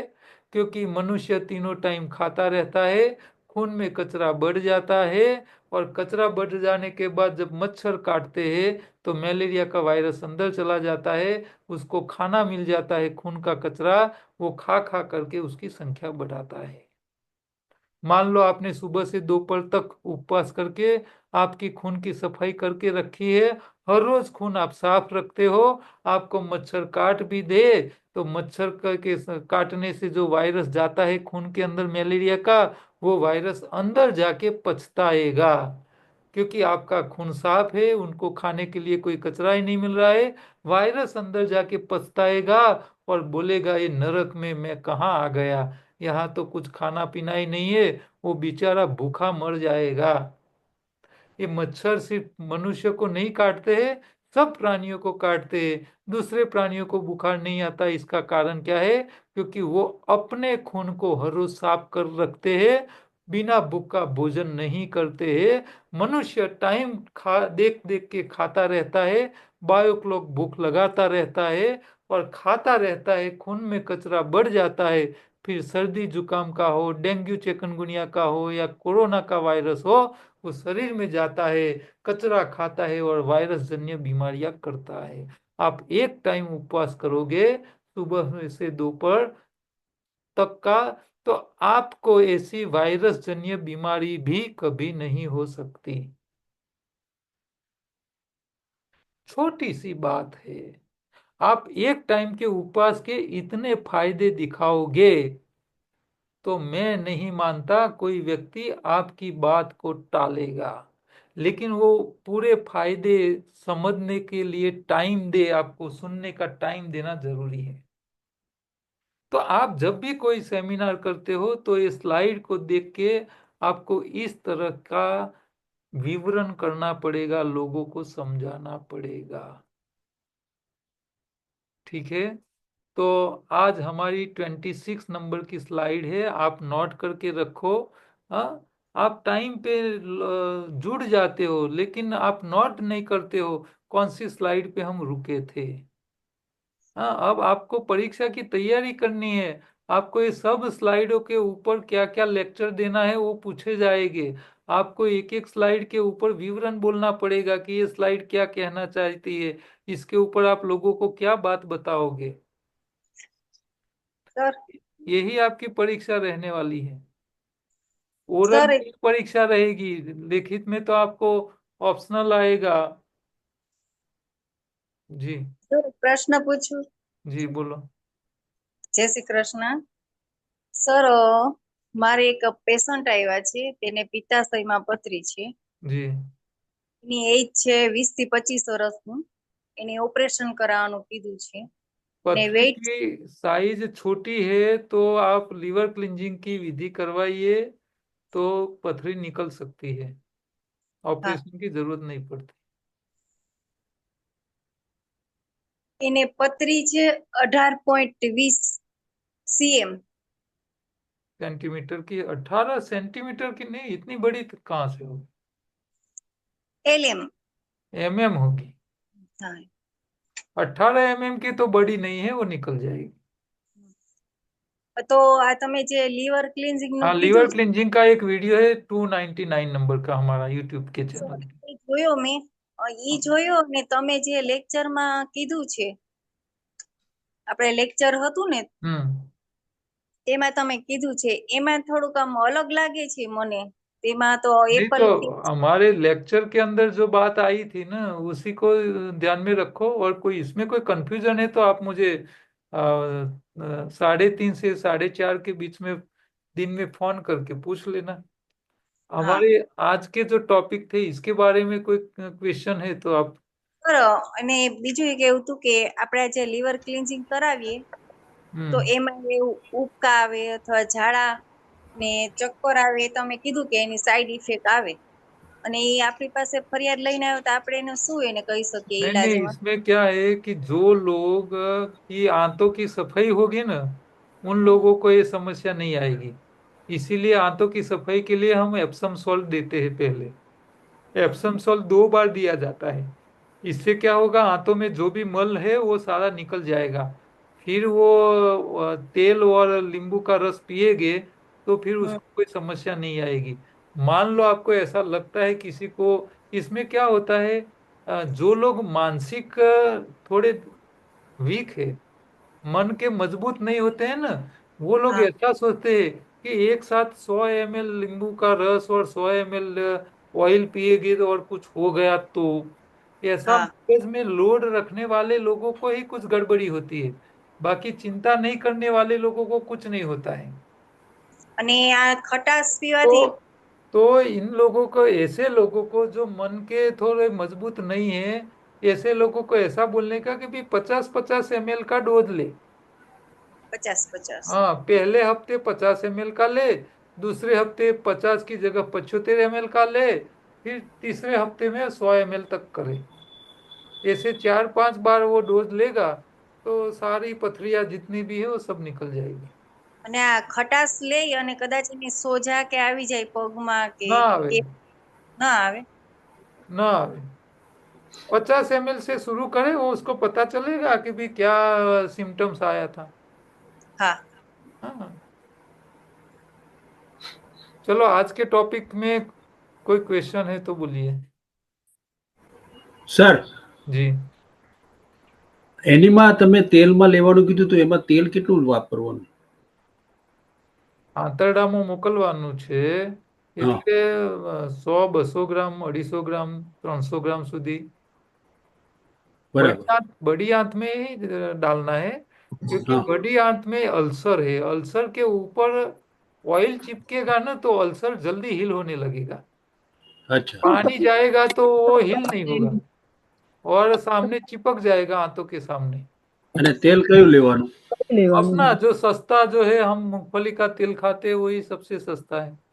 અચ્છા, क्योंकि ये तो हाथों में डालोगे तो वो बाहर निकलेगा तो वो तो खराब ही है, अ, फेंक देना पड़ेगा।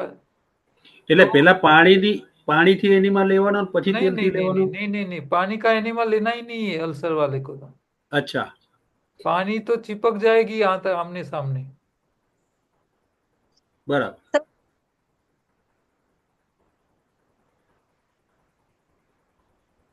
बोलिए, आवाज नहीं आ रही।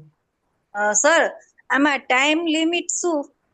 આપણે આ કરાવીએ 4 વીક સુધી તો કરાવવાનું, 4 बार कराओगे ना तो सब सारा पूरा हो जाएगा उसको।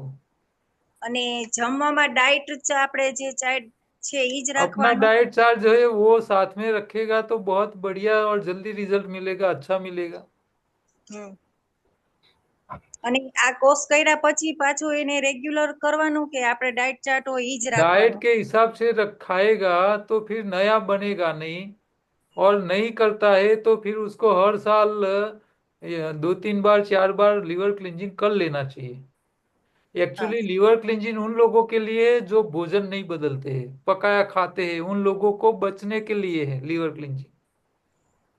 जो लोग योगाहार का डाइट खाते हैं उन लोगों के लिए तो ये क्लींजिंग की जरूरत पड़ेगी ही नहीं, अपने आप धीरे धीरे साफ हो जाएगा, लेकिन वो फास्ट हो जाएगा, कर लेंगे लीवर क्लींजिंग तो अच्छा है। એટલે આપણો ડાયટ ચાર્ટ ની સાથે જ આનું લીવર ક્લીઝિંગ કરાવીએ ને? हाँ, करा ही सका। હા। सर मैंने आपको बहुत फोन लगाया था एक्चुअली, कल जब आपका आया था तो मैं रेकी क्लास में थी। जी तो सर मुझे अभी भी, मैं आज सुबह से लगा रही थी आपको, लेकिन वो आंतरिक मशीन पे जा रहा था। तो सर आप मुझे, क्योंकि मुझे अल्कलाइन वाली मशीन और वो सब मंगाना है सर। जी। और अपना आपका जो सेंटर पे जो जो भी मिलता है ना सर अपने सेंटर पे, वो सेंटर का सर मुझे मंगाना है यहाँ अभी। देखो, अपना ये कोर्स जो है ना, ये लास्ट में हम अपने योगाहार केंद्र के अंदर कौन से मशीन रख सकते हैं और उसको कैसे इस्तेमाल करना है, इस इसके ऊपर पूरा स्पेशल लेक्चर रखेंगे। एक बार आप ये सुन लीजिए, फिर उसी टाइम क्वेश्चन आंसर भी हो जाएगा। फिर उसमें से आपको पता चलेगा कि कितनी कैपेसिटी वाले क्या कॉस्टिंग होते हैं। आप भी बाजार में से उसको ढूंढ सकते हो। हाँ, हम बोले वही लेना जरूरी नहीं है। आपको जहां से अच्छा मिल जाए, रीजनेबल रेट में मिल जाए, वहीं से भी आप ले सकते हो।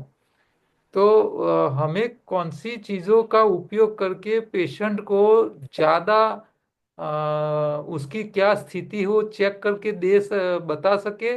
और उन लोगों को, क्योंकि कोई भी चीज बिना एविडेंस आप उनको बोलने जाओगे ना, तो वो इतना जल्दी एग्री नहीं होगे। लेकिन आजकल ये अलग अलग टाइप के मशीन आ चुके हैं। तो क्वांटम थियरी वाली जो मशीनें होती है, फ्रीक्वेंसी वाली, वो पूरी बॉडी को 2 ही मिनट में स्कैन करके पूरी बॉडी के जितनी भी सिस्टम से उसका रिपोर्ट दे देती है। तो और हाँ सर वो मेरे पास है वो अभी, हाँ, तो क्वांटम एडवांस थियरी, वाली है मेरे पास। हाँ, तो वो उसमें खर्चा कुछ नहीं लगता है। पेशेंट का फ्री चेकअप कर लो और सर ये बॉडी, ऑथेंटिक रिपोर्ट आप में से एकदम ऑथेंटिक वॉइस रिपोर्ट है मतलब? नहीं, 100% ऑथेंटिक नहीं होता है, लेकिन आपको 90, 80, 90% तो दिखाई पता चल जाता है कि भी ये इसमें प्रॉब्लम है। और पेशेंट के सिम्टम्स भी दिखाते ही है। आप ये रिपोर्ट करने के बाद वो रिपोर्ट जो बता रहा है, एबनॉर्मल रिपोर्ट जो चीज बता रहा है, वो पेशेंट के साथ आप बात करोगे तो उसको भी पता चलेगा कि भी मुझे इस प्रकार की दिक्कत है। हमारे पास जो मशीन है, इससे हमको पता चल गया है कि भी उसकी सिम्टम्स में भी दिखाई देता है बॉडी के ऊपर कि भी ये दिक्कत जो मशीन बता रहा है वो उनके शरीर पे है। तो क्वांटम वाली जो मशीन है वो बहुत बढ़िया मशीन है हुए। और इससे पेशेंट को भी लगेगा कि भी मेरा बॉडी का चेकअप हो गया, कोई खर्चा नहीं हुआ। अब जो प्रॉब्लम है उसके लिए मुझे क्या करना चाहिए, तो उसकी एडवाइस भी लेगा और आपकी बातों के ऊपर भरोसा भी करेगा। इसके अलावा नाड़ी चेक करने के मशीन आ चुके हैं। हाँ, डिप्रेशन चेक करने वाले मशीन भी आ चुके हैं। तो ऐसे मशीन जिसके अंदर आपको नहीं खून लेना है, नहीं आपको यूरिन लेना है, नहीं केमिकल यूज करना है। आप क्योंकि लेबोरेटरी एमएलटी किए हुए लोग ही लैब चला सकते हैं। हाँ, ये हमारा विषय नहीं है, लेकिन ऐसे मशीन आपको बॉडी का समस्याओं को दिखा देते हैं। तो इससे पता चल जाता है, आपको कुछ करना ही नहीं है। और इसमें मशीन का पीछे कोई रिकरिंग एक्सपेंसेस बिल्कुल नहीं होते हैं। तो फ्री लोगों को बॉडी चेक करके उसकी स्थिति को चेक करके आप बताओगे ना, तो वो लोग मशीन के रिपोर्ट को देख के आपके ऊपर ज्यादा भरोसे करेंगे, आपकी एडवाइस को भी जल्दी मानेंगे। तो आपके सेंटर को चलाने के लिए ऐसे मशीनों, विटामिन ए का मशीन आ चुका है। तो विटामिन ए का मशीन में आप विटामिन ए चेक कराने के लिए लेबोरेटरी में जाओगे, तो वो लैब वाला खून लेगा। और हार्डली 100 में से 2-5 लैब ही विटामिन ए चेक करके देती है। और उसका खर्चा 5,000 से लेके 10,000 तक का खर्चा होता है। कौन खर्च करेगा इतना। लेकिन अभी ऐसी मशीनें आ चुकी है कि सिर्फ आंखों से पता चल जाएगा कि उसको विटामिन ए की डेफिशिएंसी है या नहीं है। और डेफिशिएंसी है तो उसकी इम्यूनिटी के अंदर इन्फेक्शन लगने के जो चांस है, वो डेफिशिएंसी में बहुत हो जाते हैं। बार बार बीमार पड़ जाना, ये सब विटामिन ए की डेफिशिएंसी होती है। आप उसकी सप्लीमेंट के लिए बोलो भी इतनी न्यूट्रिशन डाइट खाइए, तो आपकी विटामिन ए की समस्या खत्म हो जाएगी, आपको काफी राहत हो जाएगी। इसमें खर्चा कुछ नहीं होता है। तो इस तरह अपने सेंटर्स को ज्यादा पब्लिक में पॉपुलर करने के लिए आपको इस तरह का फैसिलिटी देनी पड़ेगी, क्योंकि इसमें रिकरिंग खर्चा कुछ नहीं है। मशीन को रखना ही, एक बार लाना ही पैसा लग जाता है, फिर बार बार कोई खर्चा नहीं है। और लोग जब आएंगे, ये चेकअप कराएंगे, फिर वो खुश होके जाएंगे और आपकी चीजें भी ले जाएंगे, आपकी एडवाइस को भी मानेंगे, और आप जो चीज दोगे उसका पैसा तो मिलने वाले ही है।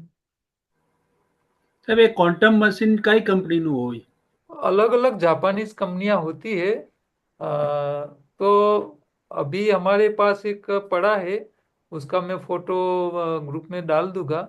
और एक हमने नया भी मंगवाया है, 2-3 दिन में आने वाला है, लेटेस्ट। जी, वो आ जाएगा तो उसके और पुराने में कितना उसके रिजल्ट में क्या चेंज है, वो हम चेक करके फिर वो भी हम आपको बताएंगे। जी। ठीक है। ओके। तो आज के टॉपिक के ऊपर आपको कोई